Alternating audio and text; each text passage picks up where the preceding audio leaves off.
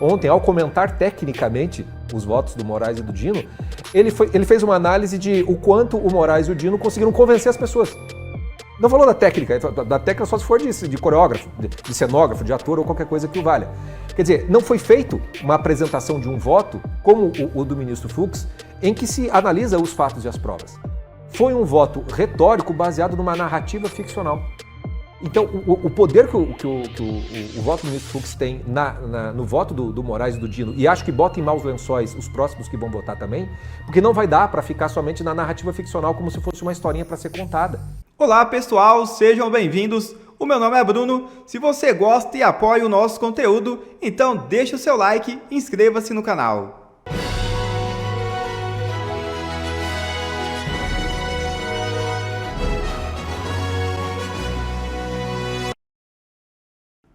Homem tenta invadir o Planalto e é contido a tiros. É isso mesmo.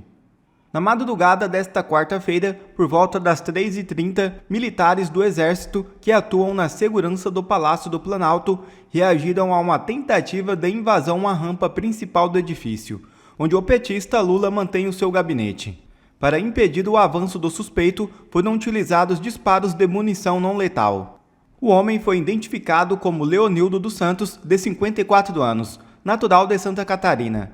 De acordo com a Superintendência da Polícia Federal no Distrito Federal, ele avançou de maneira brusca em direção à sede do Executivo, desobedecendo ordens de recuo dadas por agentes de segurança. Diante do risco de rompimento da barreira de proteção, militares dispararam balas de borracha que atingiram o invasor no quadril e na perna, conseguindo detê-lo. Apesar dos ferimentos leves, Leonildo recebeu atendimento médico imediato e, em seguida, foi conduzido à CRDF, onde deverá prestar depoimento à Polícia Federal. O objetivo é esclarecer os motivos que levaram a tentar acessar o prédio presidencial. Alexandre de Moraes é alvejado e reviravolta inesperada pode acontecer. É isso mesmo. Luiz Fux agora não fala mais nas entrelinhas. Falou tudo na cara de Alexandre de Moraes. Ao se manifestar pela anulação do processo contra Jair Bolsonaro, o ministro repetiu exatamente os mesmos termos e argumentos de Donald Trump e comparou o julgamento do ex-presidente à perseguição às bruxas, judeus e hereges ocorridas no passado. O presidente dos Estados Unidos afirmou há semanas que o julgamento político de Bolsonaro significa uma caça às bruxas. Uma verdadeira reviravolta pode acontecer. O plano de Moraes foi alvejado por Fux. Agora tudo mudou. Surge uma nova realidade no julgamento que parecia ter um resultado pronto. Eu vou fazer uma geral aqui para a gente colocar, vamos dizer assim, setting the stage, vamos colocar o palco aqui para em cima a gente falar do que aconteceu. Fux, ele dividiu o voto dele em duas partes. Primeiro, preliminares. Quando ele abordou preliminares, ele examinou 5 pontos e em 4 desses 5 pontos ele foi favorável aos réus. Em 3 desses 5 pontos, ele concedeu a total anulação do caso. Para um julgamento ser válido, ele tem um pilar central, que é o pilar da validade. E 3 desses golpes que Fux deu, 3 desses entendimentos de Fux em relação a 3 questões, simplesmente derrubam esse pilar central. O que aconteceu? Fux primeiro disse que o Supremo Tribunal Federal não é competente para examinar esse caso, e sim o juiz de primeira instância. Isso anularia completamente o caso. Segundo, ele disse que se o Supremo fosse competente, não seria competente a turma, e sim o plenário, que também derruba completamente o caso. Em terceiro lugar, ele disse que há cerceamento de defesa.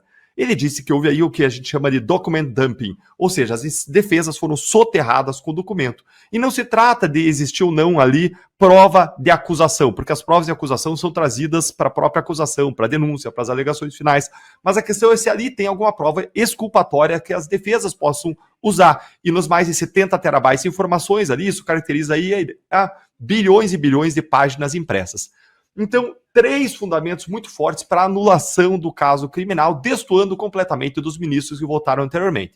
Em quarto lugar, Fux disse que, em relação ao deputado Ramagem, Alexandre Ramagem, ele concordava com a suspensão do julgamento em relação ao crime de organização criminosa, porque se existisse, teria se protraído, se estendido no tempo até um momento em que ele já estava no exercício do mandato parlamentar e, portanto, deveria ter sido suspenso também. Ou seja, até agora a gente já viu o Fux concedendo 4 dos pedidos preliminares.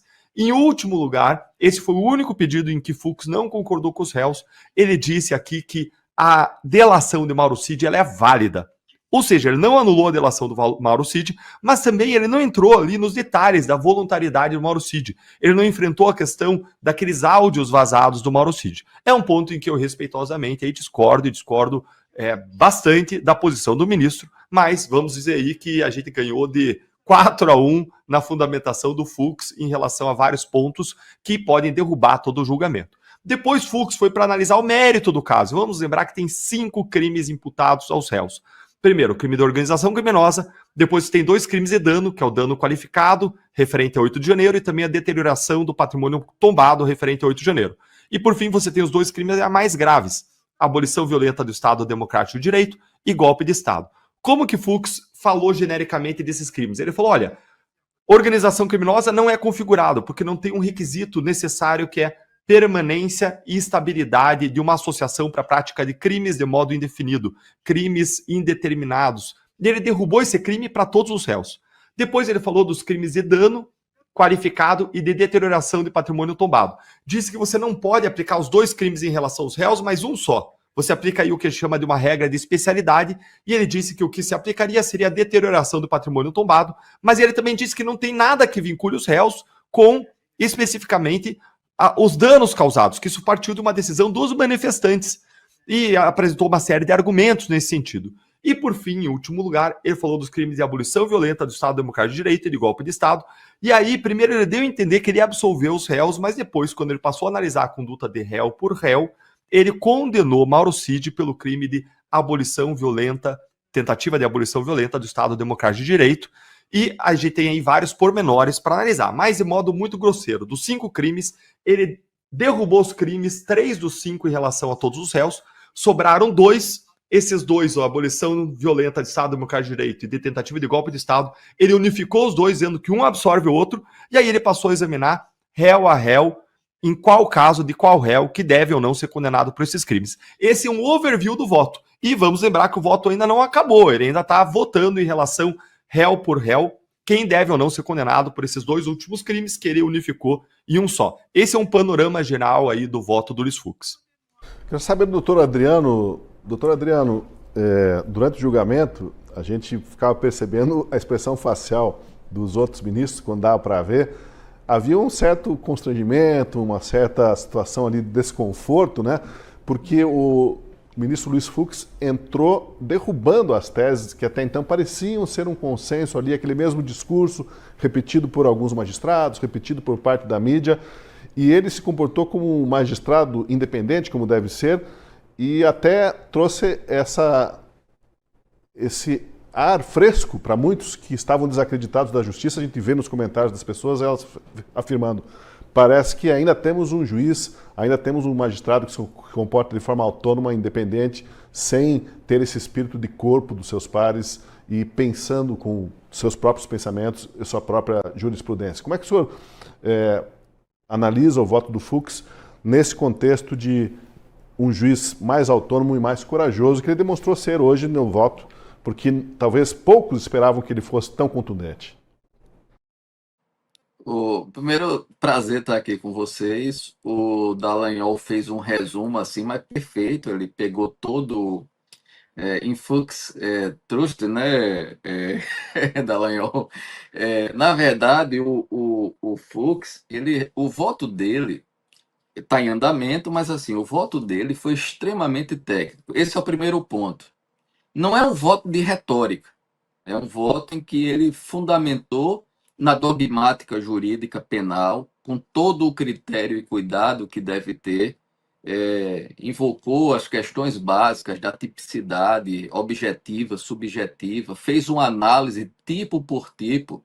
A expressão que ele usou, inclusive, de que a luva tem que caber adequadamente, né, vestir bem a mão, é uma boa imagem ele demonstrar isso. Não adianta você simplesmente com retórica, com discurso, tentar convencer a prática deletiva sem que você faça o casamento daquilo que está sendo apontado na denúncia com as provas, mas fazendo a correlação uma legislação. Aliás, eu acredito, Dallagnol, que o que a gente tem vivenciado muito nesse julgamento é a ausência de referência ao Código Penal e à Constituição.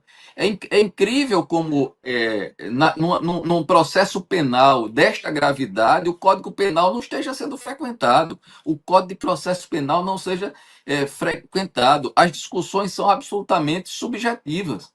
Né? Isso é que espanta, porque o que o voto do Fux tem de revolucionário nesse processo é dizer o seguinte: olha, nós temos uma legislação, nós temos uma doutrina consolidada, não é? E nós temos uma jurisprudência. E aí o que é impressionante, Tosi, nesse voto é o seguinte: ele se utiliza, inclusive, da ação penal 470, do mensalão, não é?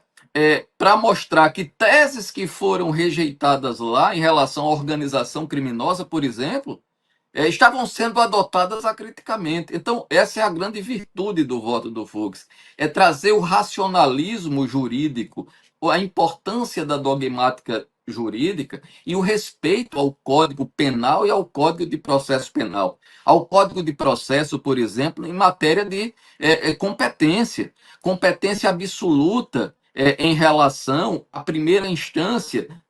Nós não estamos julgando, e é isso que ele lembra: olha, nós não estamos julgando aqui nenhum alguém com prerrogativa de foro.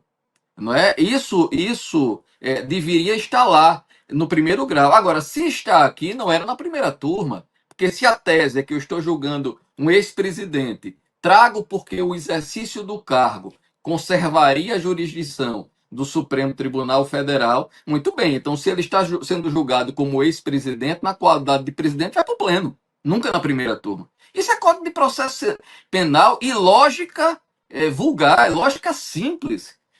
Não precisa de muito esforço lógico chegar a essa conclusão. Então, em resumo, esse overview que o Dallagnol deu do que foi hoje a discussão, basicamente, é que o Fux ele trouxe para este processo racionalidade jurídica, e isso estava faltando.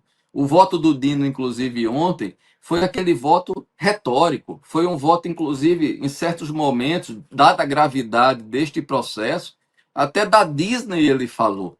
Então, era muito lamentável o que nós estávamos vendo. E agora, voltamos a ter, ao menos, uma técnica jurídica séria no processo do Supremo Tribunal Federal.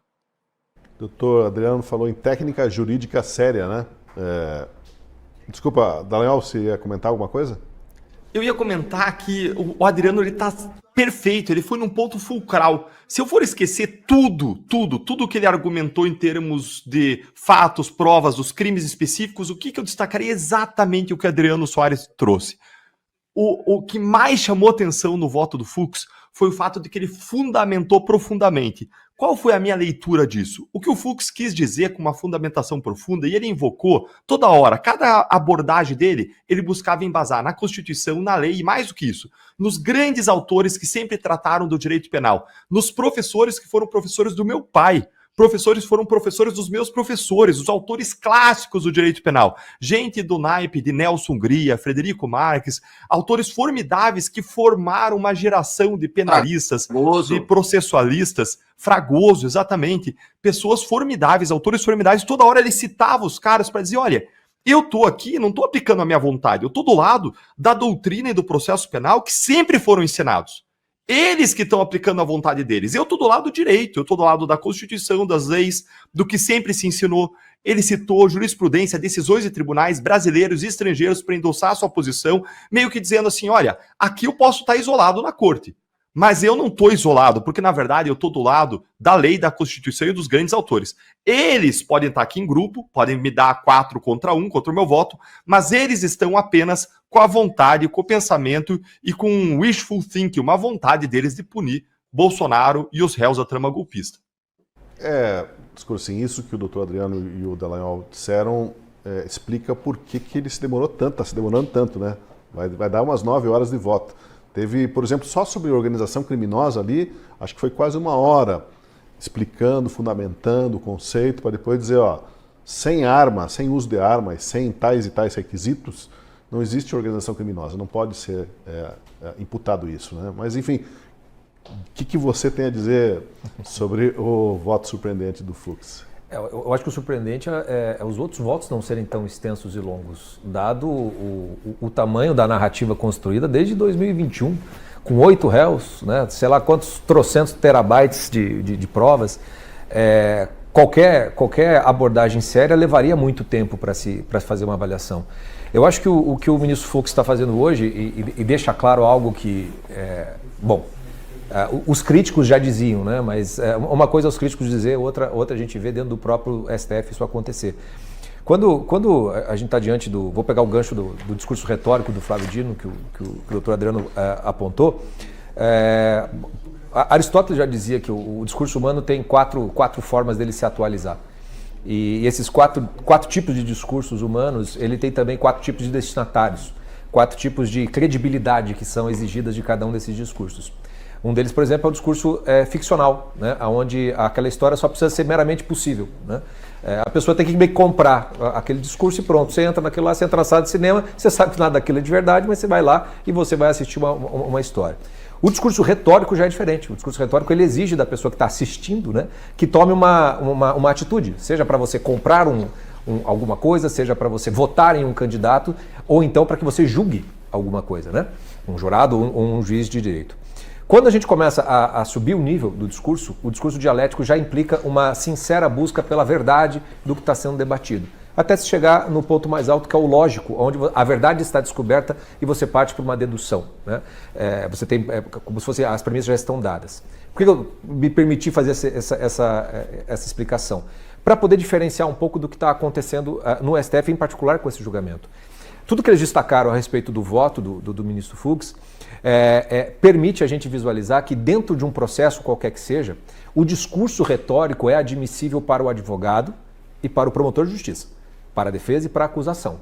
Porque eles estão ali tentando convencer o juiz ou o júri, né, a absolver ou a condenar de acordo com a sua premissa. Então há um espaço para que você possa usar da retórica para convencer e vai um pouquinho além. Tanto que qualquer um que já assistiu um júri sabe que tem todo um teatrão do advogado e do promotor, mas não do juiz. Porque a função do juiz, ele tem a função, e o ministro Alexandre de Moraes ontem falou que os alunos de direito, nos primeiros anos da faculdade, já sabem que temos que buscar a verdade real, né? Mas a verdade real nem sempre você encontra, então existe a verdade processual, que é aquela baseada nos fatos e nas provas e aquela melhor que se pode chegar. Mas é dever do juiz justamente julgar de uma maneira em que fatos e provas sejam muito, muito, muito claros e construídos, não para se construir uma narrativa retórica para convencer alguém, nem uma narrativa ficcional para parecer que é possível alguma coisa. Então o primeiro efeito que eu acho que o voto do ministro Fux foi, eu acho que 1% da população vai entender o voto inteiro, porque ele é extremamente técnico mesmo, acho que só os juristas vão conseguir dissecar tudo isso, mas o efeito dele, ele é um efeito quase que exorcizante dentro daquela turma. Ele é mercúrio no formigueiro, porque até teve notícia que um monte de assessor chegou com um monte de papel para o Alexandre de Moraes e eles ficaram tudo meio atônitos, porque ninguém esperava esta profundidade de divergência, se esperava alguma divergência, mas não neste nível, vamos dizer assim, nesse grau, onde o ministro Fux atua como um juiz, que de maneira dialética procura encontrar uma verdade a partir do que está nos autos. O primeiro trecho que a gente colocou aqui, ele falando assim, como é que pode estar querendo derrubar o governo eleito se ele era o governante eleito? Isso não faz o menor sentido pela literalidade do texto. Então, quanto mais técnico ele fazia, mais ele exorcizava os outros votos, que nem retóricos dá para dizer. E isso eu acho que é uma coisa importante. O ministro Dinos, quem assistiu ontem, tinha horas que ele parecia um sujeito muito humano, que ele estava quase que sofrendo para fazer aquele... Os juízes também sentem, a gente não sei o quê, tá. O Alexandre de Moraes não, né? Já mais agressivo, mais falando alto. Mas tinha toda uma dimensão de retórica e era um jogo para fora e não para o processo. Foi muito curioso que eu fui assistir alguns comentaristas e acho que um advogado criminalista, num programa conceituado ontem, ao comentar tecnicamente os votos do Moraes e do Dino, ele fez uma análise de o quanto o Moraes e o Dino conseguiram convencer as pessoas. Não falou da técnica só se for de coreógrafo, de cenógrafo, de ator ou qualquer coisa que o valha. Quer dizer, não foi feito uma apresentação de um voto, como o do ministro Fux, em que se analisa os fatos e as provas. Foi um voto retórico baseado numa narrativa ficcional. Então, o poder que o voto do ministro Fux tem no voto do Moraes e do Dino, e acho que bota em maus lençóis os próximos que vão votar também, porque não vai dar para ficar somente na narrativa ficcional como se fosse uma historinha para ser contada. Já não dá mais para ficar isso, porque não se trata nem mais de retórica. Né? Você veja, o discurso ficcional, sabe o que me parece, até vendo essa narrativa, parece um pouco do De Volta para o Futuro. Lembra do filme do De Volta para o Futuro? Que quando ele voltava lá para o futuro, ele não podia interferir no passado, porque se ele interferisse no passado, mudava o futuro. Ele acabou interferindo, o pai e a mãe dele talvez não se encontrassem, e aí ele começa a assumir na foto que ele tem, ele começa a não conseguir tocar guitarra, numa das cenas mais icônicas do filme. Até que tudo dá certo, os pais deles ficam, e aí o filme termina com ele voltando para o futuro, que é o momento presente dele, só que ele volta e não é mais a mesma família. Não é a mesma casa. O pai e a mãe dele têm outra história. O que significa dizer que a premissa do filme, ela tem uma contradição lógica em si mesma. Ele tinha que ter desaparecido também, porque ele tem que ser outra pessoa quando ele volta, porque os pais dele foram outros nesse processo. Por que a gente não se incomoda com isso? A gente se diverte e acha o filme maravilhoso. Eu adoro o filme, é dos meus preferidos. Porque o discurso ficcional, ele só exige que você compre a história, compre a ideia. A narrativa que o Alexandre de Moraes impingiu ao Procurador-Geral da República, que para mim é o que vai sair mais humilhado de tudo isso, que ele construiu então, como um péssimo escritor, essa narrativa toda, basta você acender a luz do cinema para mostrar, fazer, não tem como voltar lá em 2021 para estar combinando uma organização criminosa para ter depredação em 8 de janeiro. Não faz o menor sentido em 2 segundos. Então o poder do voto do ministro Fux, ele é um poder exorcizante.